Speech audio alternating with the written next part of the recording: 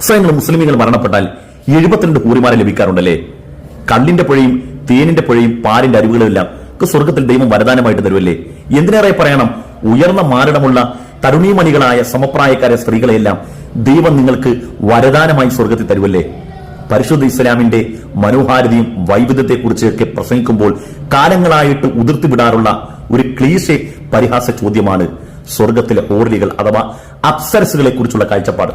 ഈ പരിഹാസ ചോദ്യം കൊണ്ട് ഇസ്ലാമിനെ നേരിടാൻ വന്നവരോട് സ്നേഹത്തോടും നീതിബോധത്തോടും നമ്മൾ പറയാറുണ്ട്, നിങ്ങൾ നിങ്ങളുടെ മതഗ്രന്ഥത്തെ നിഷ്പക്ഷമായി ഒന്ന് സമീപിക്കൂ, സമഗ്രമായി ഒന്ന് അപഗ്രഥിക്കൂ. അവിടെ ധർമ്മത്തെയും അധർമ്മത്തെയും കുറിച്ച് പറയുമ്പോൾ ധർമ്മം ചെയ്യുന്നവന് സ്വർഗവും അധർമ്മം ചെയ്യുന്നവന് നരകവും എന്നുള്ള കാഴ്ചപ്പാട് എല്ലാ മതഭേദഗ്രന്ഥത്തിലും ഉണ്ട് എന്ന് നമ്മൾ മാന്യമായി പറഞ്ഞു. പക്ഷെ അന്ന് അവനവന്റെ സ്വന്തം ഗ്രന്ഥത്തിൽ ഒരു പേജ് മറിക്കാൻ അവർ തയ്യാറായില്ല. എന്തുകൊണ്ട്?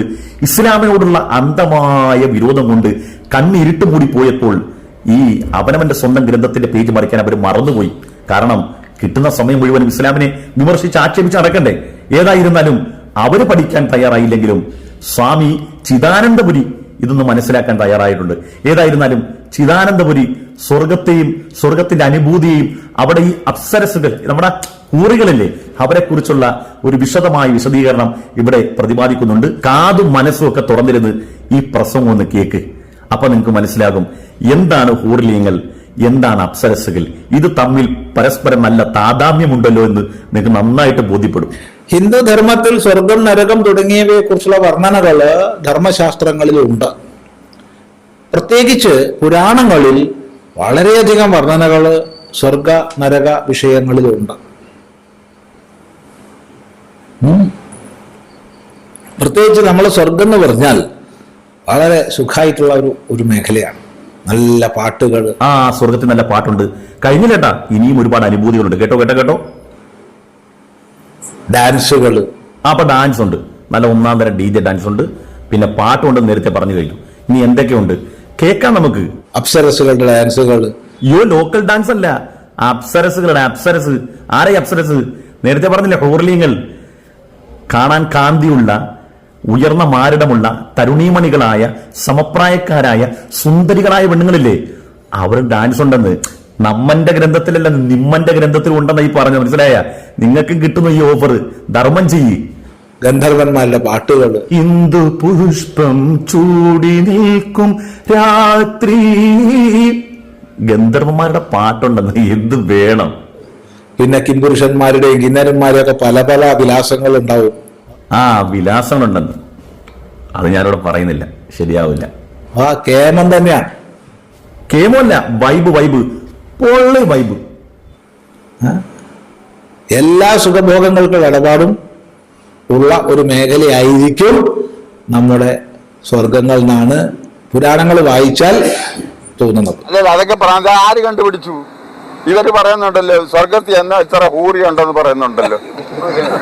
ആര് പോയി സ്വർഗത്ത്? ഏതവനാ സ്വർഗത്ത് പോയിച്ചു വന്നത്? അങ്ങോട്ട് പറഞ്ഞു കൊടുക്ക ചിദാനന്ദപുരി സ്വാമി നമ്മുടെ സ്വർഗവും സ്വർഗത്തിന്റെ അനുഭൂതിയെ കുറിച്ചും. അയാൾ ചോദിച്ചോണ്ടിരിക്കുകയാണ് ആര് പോയി ആര് കണ്ടെന്നുള്ളത്. സ്വാമി അങ്ങോട്ട് പറഞ്ഞു കൊടുക്ക്, നമ്മക്കറിയാവുന്നു. നരകമോ ഭഗവാനെ, കഷ്ടപ്പാടിന്റെ അങ്ങ് അറ്റാണ്. കഷ്ടപ്പാടിന് അങ്ങ് അറ്റം വെച്ചാൽ അങ്ങ് അറ്റം.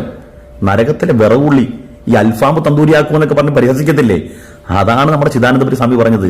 നിങ്ങളെ വിറവുള്ളിയാക്കി കളയുമെന്ന്. കേട്ടോടി. എന്തെല്ലാമാണ് നമ്മുടെ നരകങ്ങളുടെ വിചാരിച്ച്. ഈ വിടർത്തി പിടിച്ച വാളിന്റെ ഉള്ളിൽ കൂടെ പോക്കൊക്കെ ഉണ്ട്. അശിപത്രകാനനം, അതൊരു നരകമാണ്. ചെന്നാൽ അശിപത്രകാനനം എന്നാണ് ആ നരകത്തിന്റെ പേര്. അതിന്റെ ഉള്ളിൽ കൂടെ എങ്ങനെയാ രക്ഷപ്പെട്ട് വന്നെന്നാരും കണ്ടു ഇല്ലേ? ആലോചിച്ച് നോക്കൂ. ശരിയല്ല, അത് അശിപത്രകാനനമാണ്. അതുപോലെ ഈ തിളച്ച് മറയുന്ന ലോഹം അതിലൂടെ നീന്തിക്കുക, അപാരാണ്. എന്താ സ്വാമി പറഞ്ഞത്? നരകത്തിന്റെ തീക്ഷണത കത്തിയമരുന്ന തിളച്ചു മറിയുന്ന ലാവ.